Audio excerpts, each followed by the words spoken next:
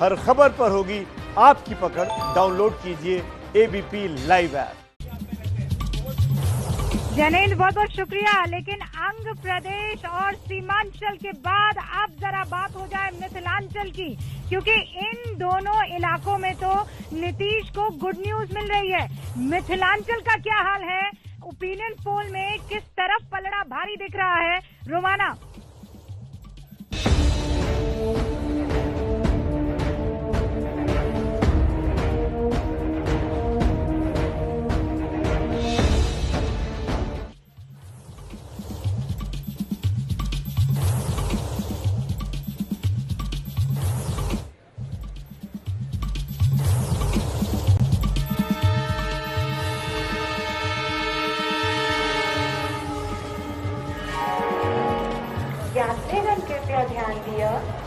ये Madhubani railway station पर आप देख रहे हैं, इस वक्त हम मौजूद हैं। दरअसल मिथिलांचल क्षेत्र जिसमें 50 विधानसभा सीटें आती हैं, और मधुबनी रेलवे स्टेशन पर इसलिए क्योंकि मिथिलांचल की पहचान क्या?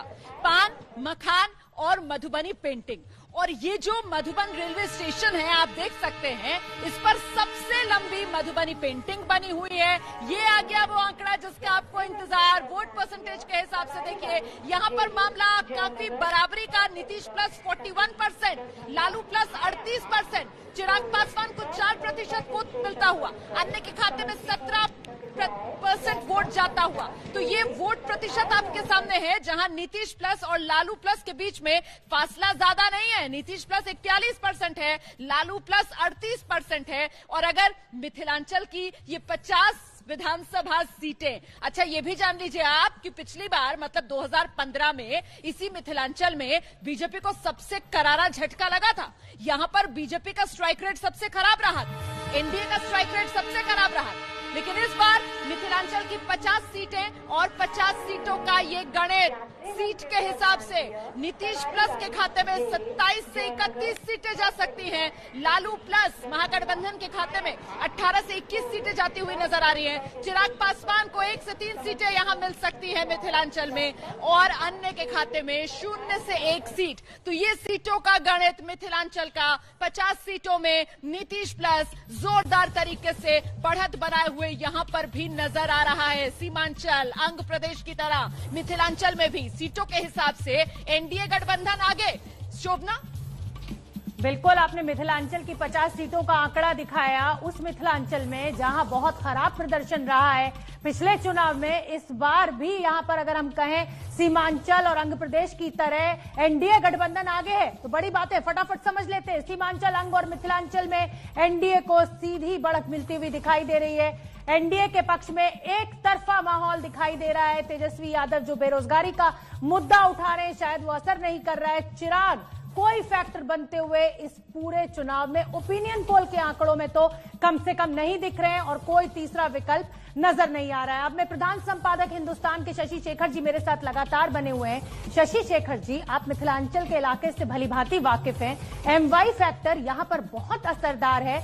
क्या देख रहे हैं आप? ये जो नतीजे ओपिनियन पोल में सामने आ रहे हैं, वोट जो पड़ रहा है वो किस मुद्दे पर आप पड़ता हुआ देख रहे हैं? जाति यहां पर ज्यादा असर कर रही है, या फिर विकास पर ही ये आंकड़ा आ रहा है पूरा का पूरा? देखिए, विकास की कोई कुछ भी बात करे, लेकिन जाति और धर्म असर करते हैं, और बिहार में तो काफी ज्यादा असर करते हैं। तो ये तो किसी खामख्याली में किसी को नहीं रहना चाहिए। आपने ही अपनी बात की शुरुआत एमवाई समीकरण से की, तो यहाँ पर उसका असर दिखाई पड़ेगा। ये जरूर मुझे थोड़ा अचरज इस पर हो रहा है कि पिछली बार से बिल्कुल उलट आंकड़ा जा रहा है। इसका मतलब ये है कि जो इधर के दिनों में जो गरीबों के खातों में पैसा डाला गया और जो भी काम किए, अगर मैं इसी को सही मान के इसी पर कमेंट कर रहा हूँ, तो वो बहुत कारगर साबित हुए। दूसरी बात जो आपके संवाददाता जयेंद्र कुमार कह रहे थे, कहीं न कहीं बिहार में जो एंटी इनकम्बेंसी 15 साल बाद दिखना चाहिए था, आप लगभग 100 सीटों का अब तक दिखा चुकी हैं, तो वो एंटी इनकम्बेंसी उस तरीके से नजर नहीं आ रही है इस सर्वे के हिसाब से। और जो चिराग कह रहे हैं कि बेरोजगारी मुद्दा है, तो जो दूसरे पक्ष ने जो जवाब दिया, इसका अर्थ ये है कि वो जवाब ज्यादा कारगर साबित हो रहा है। तो मुझे आने वाले समय में ये एक थोड़ा सा परिवर्तन यहाँ पर अगर दिख रहा है तो इसके यही 3 कारक हो सकते हैं। जी जी जी, बद्रीनारायण जी, आपका भी एक छोटा सा रिएक्शन मैं चाहूंगी इन आंकड़ों को लेकर।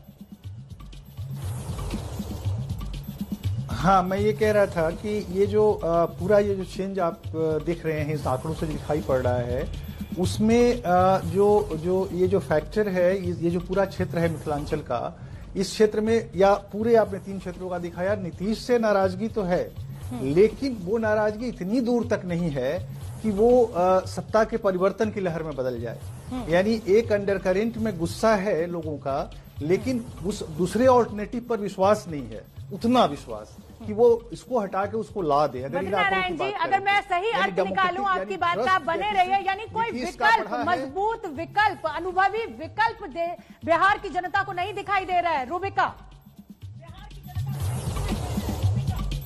देखिए, वहाँ समस्तीपुर में मिथिलांचल के मेरी सहयोगी प्रतिमा मिश्रा मौजूद है, हमें वहाँ का रुख करना चाहिए। प्रतिमा, 27 से 31 सीटें मिल रही है नीतीश कुमार को, 18 से 21 सीटें मिल रही है लालू प्रसाद यादव को, लेकिन यहाँ वोट प्रतिशत का आंकड़ा आप दिख रहा है कि बहुत कम होता चला जा रहा है। जो दोनों के बीच में फासला है वो कम होता चला जा रहा है। प्रतिमा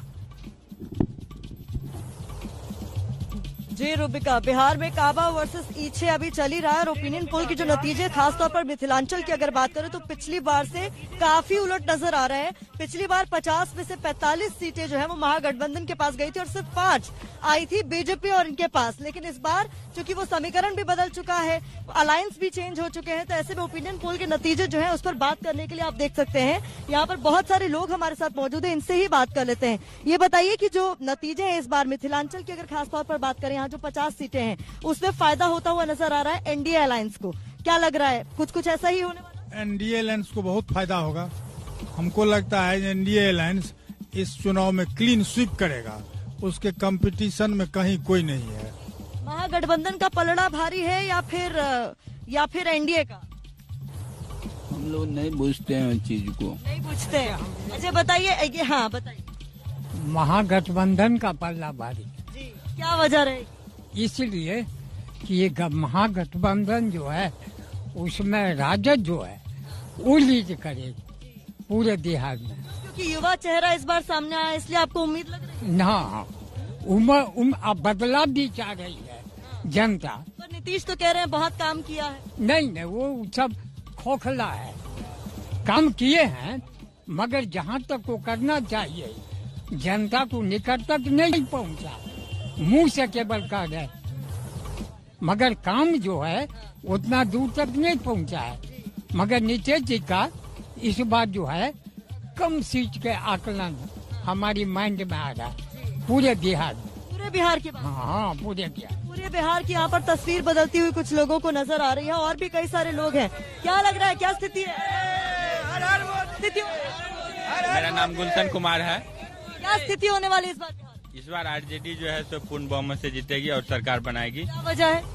वजह यही है कि नीतीश कुमार 15 साल से जो इनके कार्यकाल रहे, पहले 5 वर्षीय में इन्होंने कुछ काम किया, उसके बाद अभी जिस तरह के स्टेटमेंट दे रहे हैं जो किसी भी तरह का जो एम्प्लॉयमेंट को ही लेके देखिए जनरेशन का नहीं कर रहे हैं, जो सीट पहले से वैकेंट है उस पर। आपको लगता है बड़ा मुद्दा है इस तरीके से? सबसे बड़ा मुद्दा है युवाओं के लिए, जो है युवाओं को भविष्य के लिए, और जो किसान लोग हैं इन लोगों को किसी भी तरह का योजना है उसका लाभ नहीं मिल पा रहा है। ठीक है रूबिका, देखिए यहाँ कुल मिलाकर जो बात आप भी कह रहे थे कि रोजगार इस बार के चुनाव में बड़ा मुद्दा है। भले ही पहले तमाम पार्टियां नकारती रहीं, जब तेजस्वी ने 10 लाख का वादा किया तो उनके वादे के मुकाबले 19 लाख का वादा भी करना पड़ा, तो कहीं न कहीं लोग जरूर मान रहे हैं कि रोजगार चाहिए और ये बड़ा मुद्दा इस बार के चुनाव में रहने वाला है।